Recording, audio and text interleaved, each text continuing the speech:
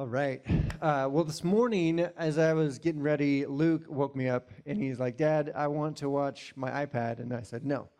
And then he came back with like, well, what about TV? And I said, well, you can watch Bluey. I don't know if you're familiar with Bluey. It's like, you can watch that. And then he came back and was like, well, what about something else? And finally, I landed on, you can watch Robin Hood, which it's an oldie but a goodie. And he's found it recently, and he loves it. And there's moments in my life as a father now that I enjoy that my son enjoys things that I enjoyed. So I get to experience it like a second wave of Robin Hood is pretty fantastic as well. He enjoys it. I enjoy it. I love watching him try to sing the songs, and it's great. Cram and Italy Trigger, put that pea shooter down. Like the whole thing. Love it all. He also, another movie that we started watching is Hook. And this is a movie that I only got to see it, like, I loved it when I was growing up. We didn't own it, so it was a special treat whenever I got to watch it. Hook is like the Robin Williams, Peter Pan movie, which is fantastic. It's wonderful. And the thing about this movie, Hook, is partway through, there's like this, it's one of my favorite scenes. Because Peter Pan no longer believes that he's Peter Pan. He's in Never Never Land, but he no longer believes that he's Peter Pan. He just thinks that he's an old man at this point. And there's the moment where he's sitting down, that's the right word. He's sitting down at the table with the Lost Boys, and they're supposed to be imagining that there's food, and he looks down and there's just like nothing in the bowl. And all of a sudden, midway through the scene, he picks up a spoon and he sees food on it. And he flicks it across the table, it hits a kid in the face, and they have a massive food fight. And it's fantastic, it's wonderful. But he starts to believe in this moment. He starts to believe that he might be who they are saying that he is. And this leads, further to like him actually believing that if he's Peter Pan and if he has a happy thought and Tinkerbell sprinkles some, pixie dust on him, then he'll be able to fly as well. And he does. And this whole movie is like the crutch of it all is belief. That he believes who he is. And because of that belief, the whole world, everything, his experience changes. Now, this is similar, actually, within our Christian beliefs, because we're taught over and over and over, all you got to do is believe and everything's okay. If you just believe what we're telling you, if you just believe what you read in the Bible, everything's going to be fine. Everything's okay. You just got to believe. And in fact, that's almost like the finish line on so many, if you grew up in church, that seemed like the finish line. They just wanted to get you to that point where you decided that you believed in God, and that's all that you had to do, and everything was well and right in the world. And eventually you start to realize that it's not just believe, but maybe you could actually know things too. You have to actually study and learn knowledge. Like that's a piece that is important, right? To be able to understand what we believe, we actually have to know things as well. We have to grow our knowledge and develop that. So we continue to read the Bible, we continue to go to church, we continue to surround ourselves with people that know a little bit more than we do, and we learn some things. But here's the problem with believing and knowing. If that's all that you're doing, if that's all that it is, you're not doing the thing that it's led you to do. Because belief and knowledge is great, but it should lead you to something more than that. It should lead you to do. Like there's an action that our belief should lead us to. And if we're not personally moving in a direction, then that faith journey is actually just at a standstill. And we talk about a faith journey because it should be moving in a direction. We talk about a growing relationship with Jesus because it should be growing. And you know this, whether it's about faith or whether it's about your life as well. When we believe but don't do, our dreams don't come true. You can grow up and have the most brilliant, like incredible vision for your future. And you can have all the plans in the world. But if you don't start to actually do the thing that you need to do in order to get there, your dreams actually won't come true. They actually won't come to pass. They'll just be a thought that remains out there that you've never taken a step towards it, or maybe it never has fully come true. Interesting part about life in general too. We fail in life. If you think about the areas of life that you regret, the things that you struggle with, we fail in life not because of belief, but because of our action. It's because of what we're doing that we fail. If we believe, back to faith again, but if we believe but don't do, our faith is actually very fragile. So if all of our faith is wrapped up in just believing something, just wrapping our mind around an idea, a concept, and just saying, I agree with that, and then sitting in our seat and continuing on with our normal day and nothing changes, our faith actually grows fragile. And this is what this entire series, Faithful, is about. It's about realizing and recognizing that we need to do something to fuel our faith in a world on empty. And this is a conversation that, honestly, some of the same content we have every couple of years. We try to kind of rework it into our content that you hear from stage. Why? Because this conversation is so massive. This is the foundation of faith. And so there's things that we're going to be talking about the next several weeks that are going to solidify the foundation of a growing faith in your life. And if you've never crossed the line of faith, or if you have doubts or questions about it, or maybe you crossed over, you kind of did the thing where you like cross over, then back over, and then you're doing one of those things, this might be the best conversation for you to have in your whole life. Because it hopefully will bring clarity to the reasons why, and also how we do this, how we go about growing our faith. Jesus, when he was in the middle of his ministry, he said over and over again, his challenge for us was to follow me. He would say, follow me, follow me, follow me. This is a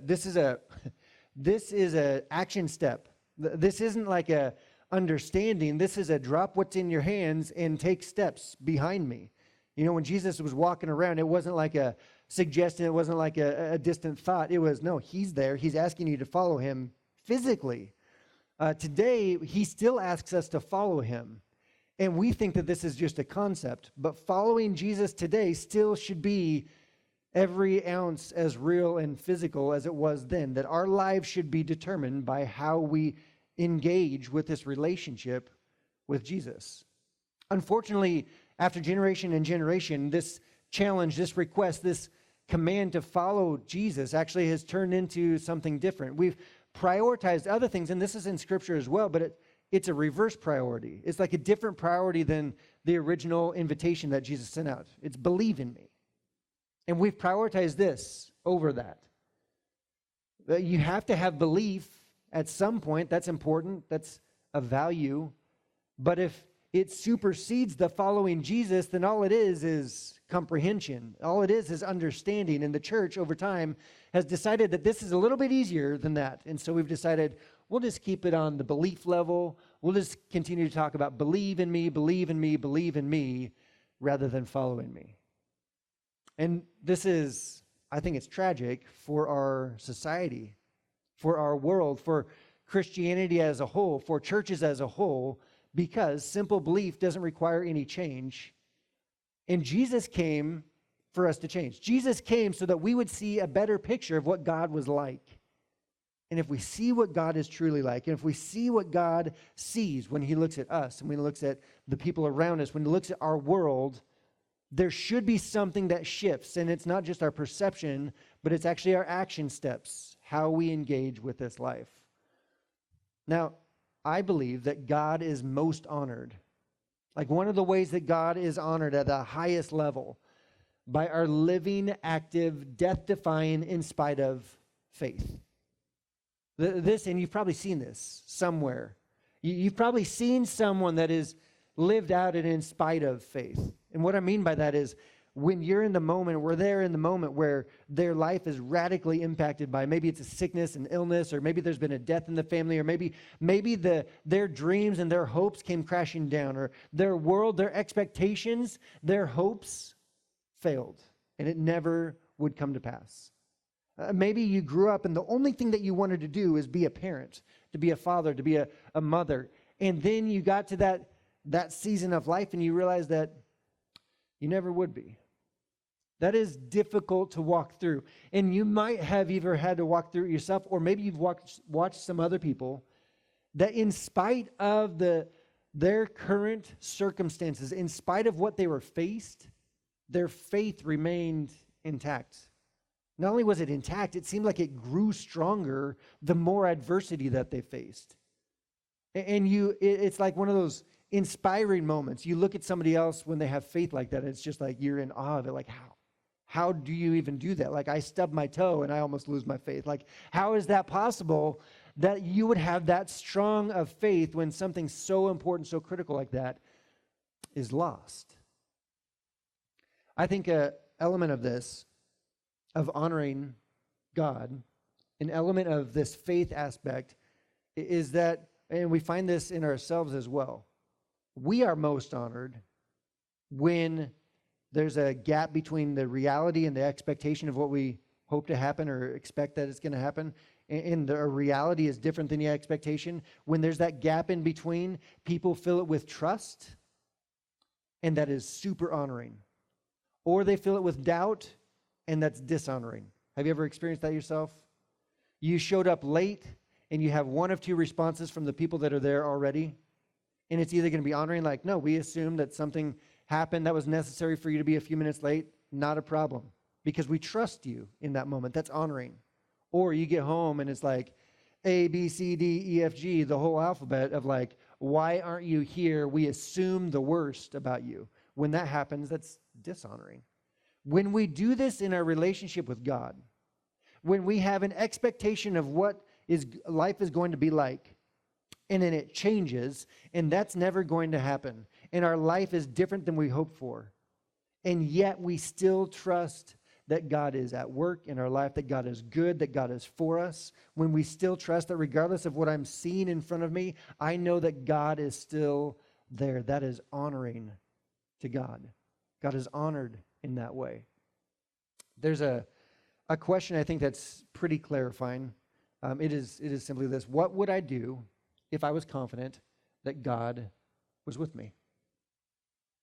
If you're confident day in and day out, regardless of what you're up against, how mundane the day might be or how chaotic the day might be, if you were absolutely confident that God was with you, how would that change your life?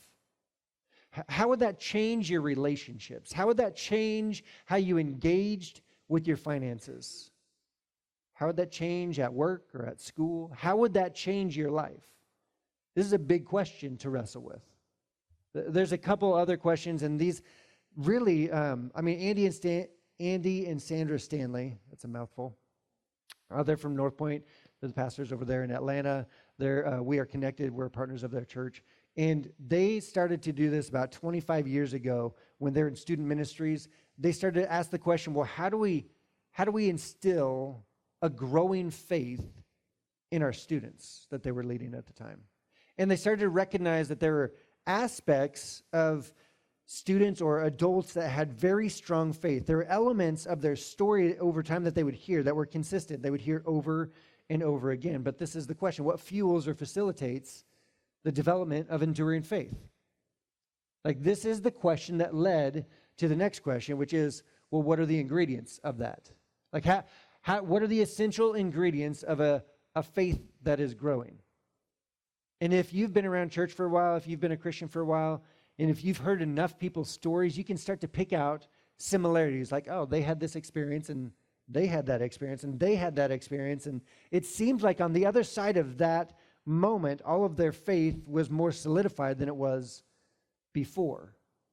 We talk about the 5 things that God uses to grow our faith. Now, I think that there's probably more than 5. It's not like a fully exhaustive list, but over and over again, we can see in these 5 elements that we're going to talk throughout the series that this is, your faith will grow if you're experiencing one or more of these things. You know, this is not a list of to-dos either. It's not like, okay, well, now I have my chores that I need to do in order for my faith to grow. Sometimes this is just, in life, you're going to have a certain experience, and you have a choice to make in that experience. And in that experience, you're going to be able to grow. So we call these the 5 faith catalysts. And like I said, this is not fully exhaustive, but over and over again, we see this happen, that there's an element that happens in your life, and it allows your faith to grow. The first one that we're going to talk about is today. So last week was kind of Andy Stanley. He introduced the bigger, broader concept of this conversation we're having. Today, I get to kick off part number 1, I guess, but it's actually part 2. But part number 1 is practical teaching. Practical teaching. This is when you have active faith that intersects God's faithfulness, and our faith grows. Maybe you've experienced that, where whether it's here or a different church or a podcast you listen to or something you watch online, that maybe you'd been to churches for your whole entire life, and then all of a sudden you had this experience where it wasn't just someone talking to you. You realized that they were talking about Scripture, and that Scripture was to be applied in your life, that there was supposed to be an action step at the end of it. It wasn't just to gain knowledge and not just to hear it, but there's something that you were supposed to do with it at the end of the day. It's not just for an hour of like enjoyment to hear and listen. There's something more to this conversation. It's about life changing. Your faith it's like a muscle. It's like a muscle. The more that you exercise it, the more that you work it out, the stronger that muscle is. And when you're facing hard things and difficult things, your faith muscle allows you to push through it. At the same time, the less that you exercise the faith muscle, the more it atrophies, the more fragile it gets. And in some of the more difficult moments in life, if your faith hasn't been worked out ahead of time, you haven't been putting the time in ahead of time, those difficult times can lead to a decision to step away from your faith. So practical teaching, another element of this, is that trust is the currency of the relationship. Right? This is what practical teaching should lead to, a development of your trust, because trust is the foundation of the relationship as a whole. If you've ever been in a premarital meeting with me, we talk about this. You can't have a healthy, good relationship without trust. If trust is rocky, the relationship is rocky. Trust is the foundation that the relationship is built. And this is just as true as it is, with God as it is with your spouse, as it is with your parents, as it is with your friends. Trust has to be the foundation of everything. The interesting part when we think about this, and maybe you've never heard it quite this way, but if we don't step out in faith, and you have these moments in life where you feel like you should do something or say something. It's like that moment where you realize, oh, this is not just a listen. This is because I've listened. I know what I'm supposed to do in this moment. And maybe it's something simple, silly, like you're in a checkout stand in the grocery store, and all of a sudden you have this thought like, I need to tell the person in front of me that it's going to be okay. You're like, that's a weird thought, Andrew. Why am I having this thought? That's a weird thing to say to a stranger at a grocery store. Looks like they're buying ice cream anyway. Looks like their night's going to be great. Why would I tell them that it's going to be okay? And we have this inner dialogue. And here's the thing that I think is amazing.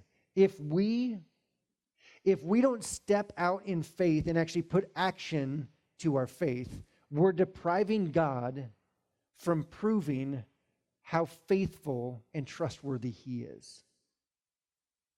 If you have that moment, as silly as that illustration was, like at the grocery store, and you never step out, you will never know that God was faithful in that moment, that He was providing you an opportunity to see that He was there, then that was Him. And if you have that conversation, maybe it goes, this is just an illustration. It didn't actually happen, it's just an illustration off the top of my head. But maybe at the end of that, you say, excuse me, I know it's kind of weird, but I feel like I'm just supposed to tell you it's going to be okay. I don't know you. But whatever it is, it's going to be okay. And they turn around, they're like, why would you say that to me? And then you go into the whole spiel like, I know this is weird. It's weird. But here's what I know. I believe that God is for you. So am I. And I just feel like I was supposed to tell you that. And maybe they turn around and say, you know what? You have no idea the day I've had. You have no idea the season I've had. You have no idea what I've been going through. And I have not been told that it's going to be okay until this moment. And that could be a life-changing, life-altering, direction-changing moment in somebody's life because you took a silly, small, tiny little step of faith that allowed God to show you that He is faithful. Don't deprive God of those moments. Now this morning we're going to look at a very specific teaching. This teaching it's found in both Matthew and Luke. It's called the Sermon on the Mount. I believe that this is actually a repeated teaching, that Jesus is kind of his stump speech. Like, he would get a large crowd, and then he's going to hit a lot of the same points day in and day out. The disciples are probably like, okay, Jesus, here we go. We've heard this one before. They knew the whole thing just as well as he did because they'd heard it so many times. So this is the Sermon on the Mount. And really what is interesting is that it's completely different than other teachings in the day.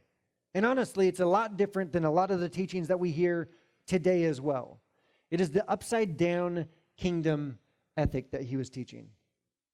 That it's, if you have power, if you have authority, if you have resources, if you have time, if you have energy, whatever is in your hands that you have, you should leverage that for somebody else.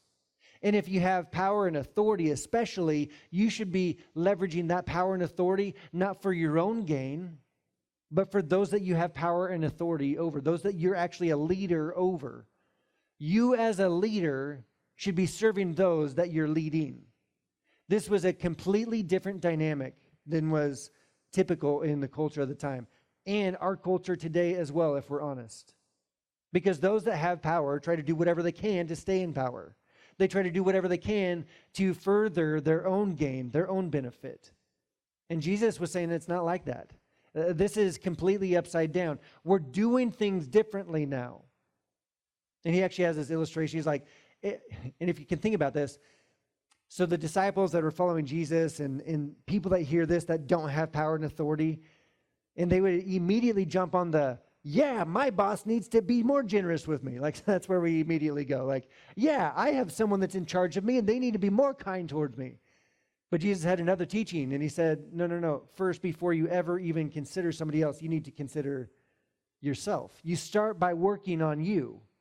And he gave this like kind of outlandish example though. He says, before you worry about the speck in somebody else's eye, take the 2x4 out of your own eye. And it sounds ridiculous, but at the same time, isn't that true of our life?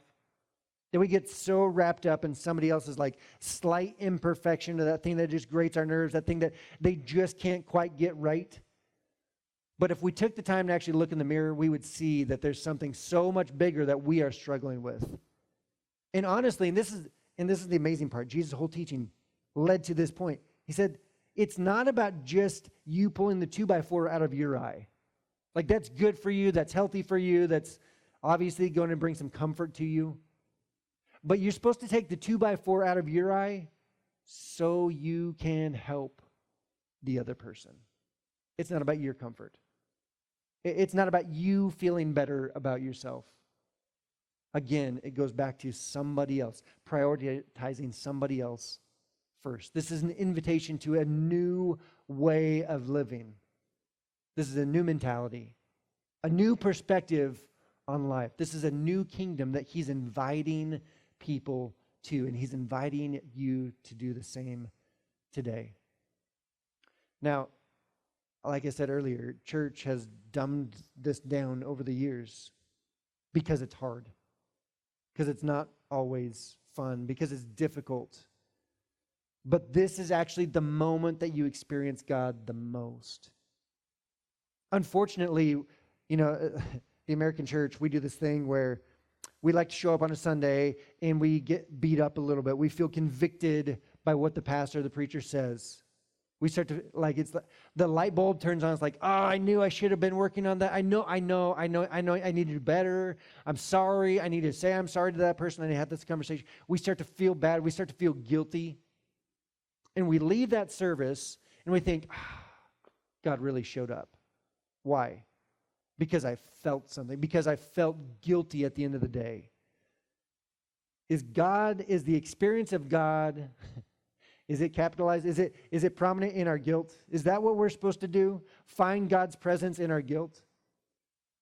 In another level, experiencing God is not just guilt, it's emotion as a whole. We'll show up to a worship service, whatever it might be. We hear something on the radio, and we feel something. Which I'm not saying that feelings are bad. But when we equate a feeling to experiencing God, there's going to be a day where you don't have that emotion, and that doesn't mean that God's not there. But if you've equated the emotion to God, it's going to feel like he's gone. Right? So we dare not, equate experiencing God to an emotion or to especially guilt, right? That's a bad trade-off. That is a bad trade-off. And this kingdom ethic is where we actually start to experience God and what he's truly, authentically like. So Jesus, he preaches, he does the Sermon on the Mount. At the end of this lesson, he actually gives us a promise for those that decide that they're not just going to hear what he says, but they're going to do something different in their life with it. This is about trusting him that he's enough, that it causes them to act upon it. So Matthew chapter 7, verse 24, he says, therefore, everyone who hears these words of mine and believes, no, it's not believes. Everyone who hears these words of mine and remembers them perfectly. They've memorized the verse. At the time, it wasn't a verse. It was just a quote. No, that's not what he says. Therefore, everyone who hears these words of mine and writes them down and takes scrupulous notes. No, that's a good thing, but that's not the point. It's not the point. No, what he actually says in verse 24, the full verse, and puts them into practice. It's not just hearing it. It's not just believing it. It's that there's putting them into practice in their life is like a wise man who built his house on the rock. And for us, building a house on the rock sounds like it's difficult and hard work. We don't really understand it. For them, it was difficult and hard work. They understood it, but they also understood that building your house on the rock was one of the strongest foundations that you can have, that it will withstand a lot when it's built on the rock. Jesus says that it's wise to actually put this into practice. There's an unspoken question kind of left hanging there in this statement. Do you trust me? Are you willing to follow me? Even when it doesn't look like you think it should. Even when it's going to be a long, slow process. Even when it's difficult. Even when it's painful. Are you going to trust me? Will you follow me? You know, I like movies, if you can't tell. Here's another movie illustration. One of my favorites, Indiana Jones and the Last Crusade. There's this moment where Indy he's at the edge of a cliff, and he's looking at where he's supposed to go, and it's just this massive gap. And the question that he knows he's supposed to step into the gap. He knows he's supposed to step that direction, but there's nothing in front of him. There's no bridge. There's nothing that he can see. This is exactly the same point that Jesus has for us, that God has led us to this point. Will you trust me? When I ask you to step, will you step, even when you don't know what's in front of you?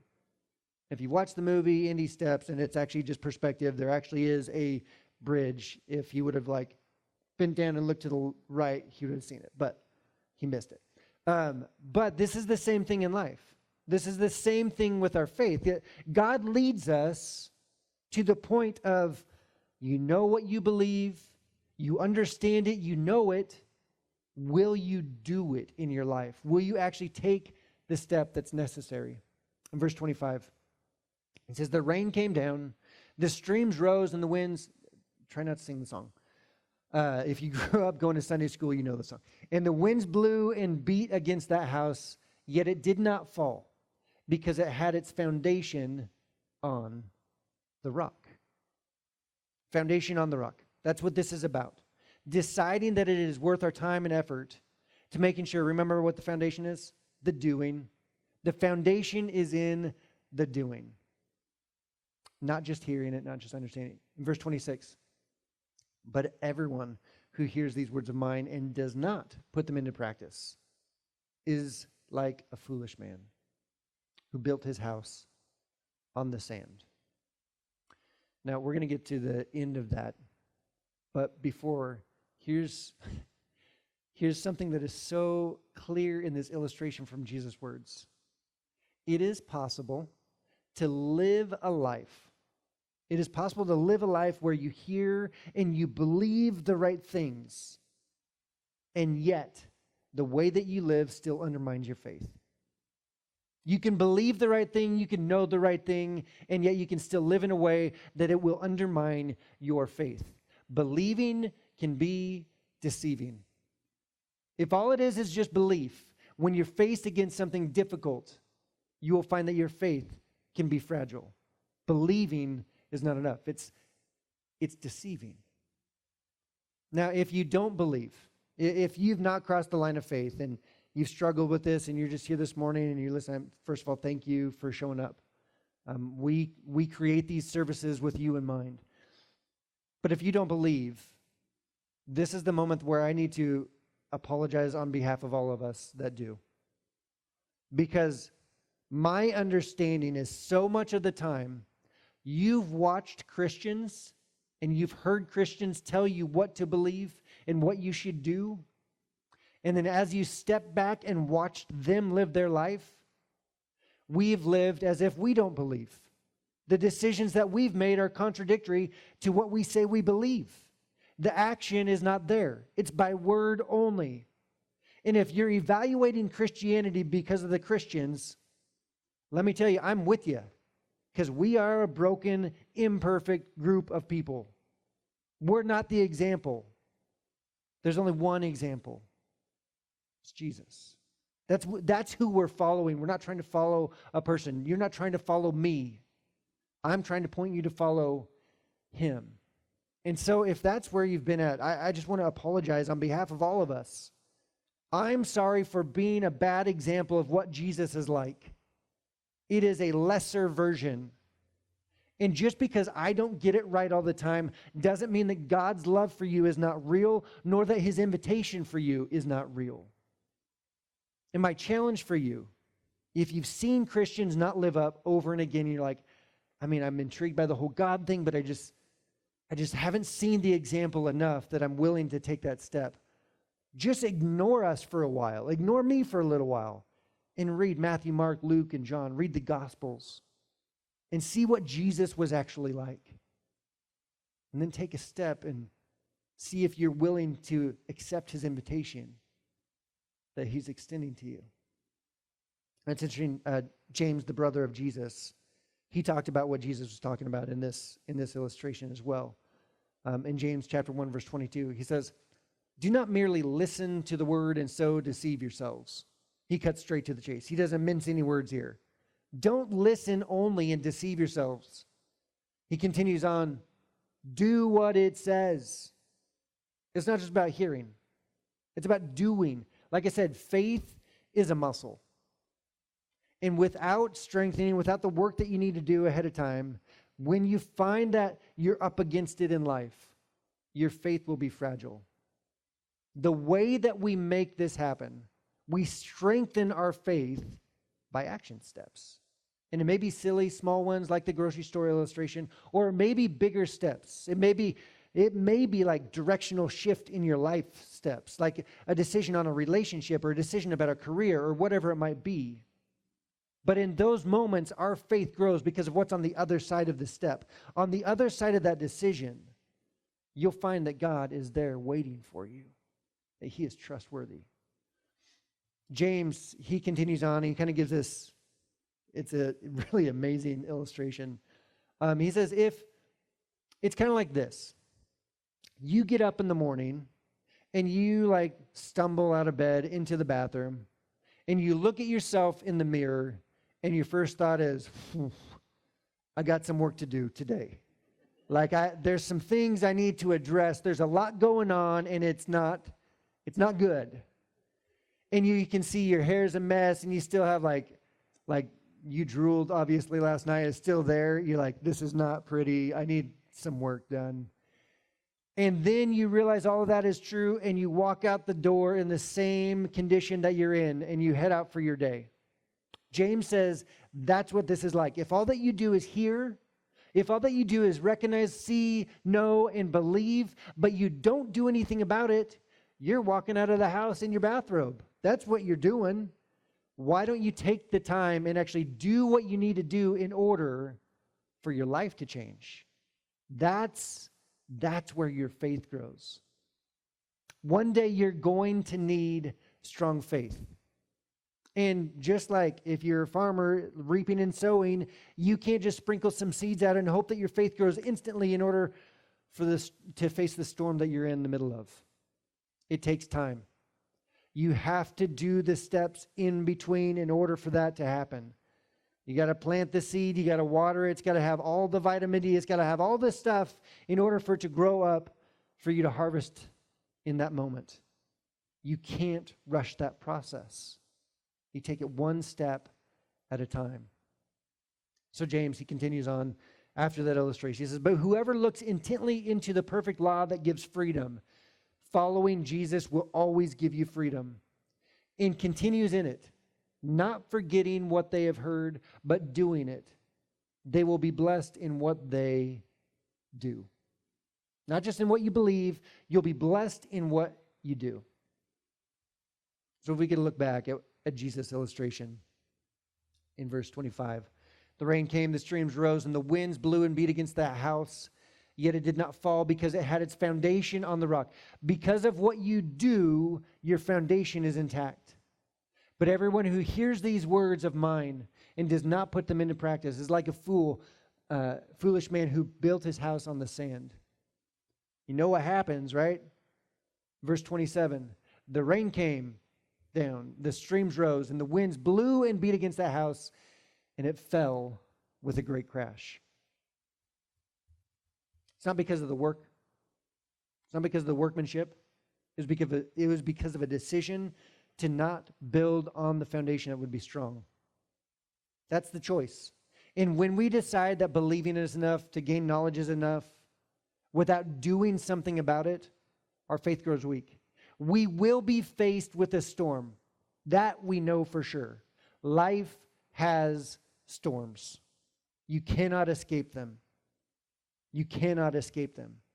Now, do you know what happens when people believe only? They just gain knowledge and belief, but they never act it out, and they're faced with a storm that ends up crashing their house. You know what they do? The response that they have, typically? It's one of two things. One, they blame God. It's God's fault. God did this to me. Poor me. It was God's fault. He brought the storm on me, and I don't know why. I guess he's just vindictive. He just doesn't like me. He likes my sibling better. Whatever it might be, we blame God. The other thing that we do is we actually step away from faith altogether. We come to the conclusion that because my house crashed, and because I believed ahead of time, but my house still crashed, therefore, maybe God's not real at all. We step back from faith altogether. They blame God, or they conclude that there is no God. Now, although they believed, their faith was feeble, frail, and fragile. Belief is not enough. It requires more for our faith to grow. So Matthew chapter 7, verse 28 and 29.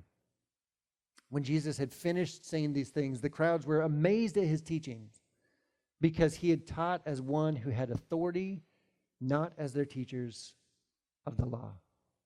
Jesus was different. But what he was pointing to in verse 27, there's going to be a storm. The rain came down, the streams rose, the winds blew, and the beat against that house, and it fell with a great crash. There's going to be a great storm. There's going to be this moment. And if you don't do what is necessary ahead of time, your house is going to crash. That's the reality. That's what Jesus is trying to help us avoid. One day we're going to walk through the valley of the shadow of death. It's going to get hard. If you're not there yet, if you haven't been through that before, it's going to be difficult. You've seen people walk through those seasons, and you've been astonished and inspired by their faith. Be one of those people. And the way that you get there is not by believing harder. The way that you get there is by preparing and practicing now with active faith today for the storms that are inevitable, that are going to be happening down in the future. It starts today with a decision. How has my faith played out in my marriage? How has my faith played out in my friendships, in my relationship with my parents, in my relationship with my kids, in my workplace? How has my faith played out in how I interact with my finances? How has my faith played out when I read the headlines in the news? Is it just a belief and a knowledge, or have you actually taken the steps in those moments? Have you sacrificed? Have you prioritized? Have you been doing the one another action steps that Jesus taught, that upside down kingdom dynamic? So it starts today. There's a a leader that I had the privilege of meeting over in Atlanta a couple times. I've been over there. His name is Lane Jones. He actually was one of the original leaders that helped build and create North Point Church to what it is today. And he has this incredible quote. Andy's used it a bunch. I've used it quite a few times as well. Unapplied truth is like unapplied paint. It doesn't do anybody any good. The value of paint is in the application. You can have the perfect paint color, and you can have the exact amount, which is a husband's dream. You can have the exact amount of paint purchased in your closet. And if it's just sitting there in the closet, it doesn't do anybody any good. It is in the application that makes the difference. And this is what we know about following Jesus. Following Jesus will make your life better and make you better at life. But following is an active decision. It's not a belief decision. It's not a knowledge decision. It is an action step in every element and aspect of our life. So let's not be people who just hear. Let's not just be content to sit in this service, feel a little bit guilty, and be like, oh, God showed up today because I feel bad about myself and I'm going to do it again next week. No, let's hear some things. Let's hear some truth and do something about it. Something practical, something applicable to what we face. And that's where our faith starts to grow, through practical teaching. So, some discussion questions for you today to continue on this conversation. If you grew up attending church, what was emphasized? Was it information? Was it correct theology? Was it application? Was it the sacraments? Was it attendance? What was it? Where was the priority? Where was the value that was emphasized at that church? Next question. Have you ever applied a specific teaching or scripture that, looking back, prepared you for an unexpected storm? Have you ever, you didn't realize that you were preparing for the storm. You didn't know the storm was coming. But because you heard a teaching, you understood it, and then you put it to action steps, did it prepare you for what was coming, what was next? Question number 3. Lane Jones said, unapplied truth is like unapplied paint. It doesn't do anybody any good. Can you think of an area in your life where a bit more application might make a big difference? Now, just a heads up, every single one of us can do this part. There's not one of us in here that doesn't have more application that we can make in our life. None of us have concluded, I've done it all. I'm good, I'm golden. Crossed it all off the list. Every single one of us has something that we can do to apply the teachings, the belief, the understanding in our life. Belief is not bad. Knowledge is not bad. But if you believe something deeply, it should cause a change in how you see the world. It should cause a change in how you treat the people around you. It should cause a change in how you behave. It should cause a change in your life. And that's what God wants. That's what we want.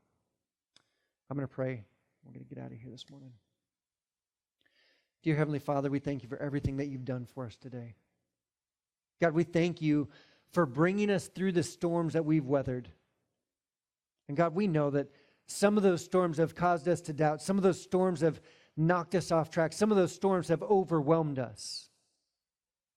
But God, I pray that this morning, I pray that we would recognize, as difficult as it's been to see you through the storm, sometimes I hope that we would realize that you are on the other side. You are with us in the storm. You're on the other side of the storm, and you have done everything necessary for us to have our faith remain intact. It is up to us to be able to put action steps to our faith that would allow our faith to grow. To put action steps to what we believe in, to who you are, to how good you are, how much you love us, how trustworthy you are. And on the other side of that action step, we realize you're still there, that you're still good. In fact, you're better than we ever believed you were before. And God, I pray that we would learn to trust you more and more. And because of these decisions, to put our faith to action, that our faith would grow. In your name I pray. Amen. Well, thank you for being here with us today. Come on back next week for part 2, 3 of Faithful.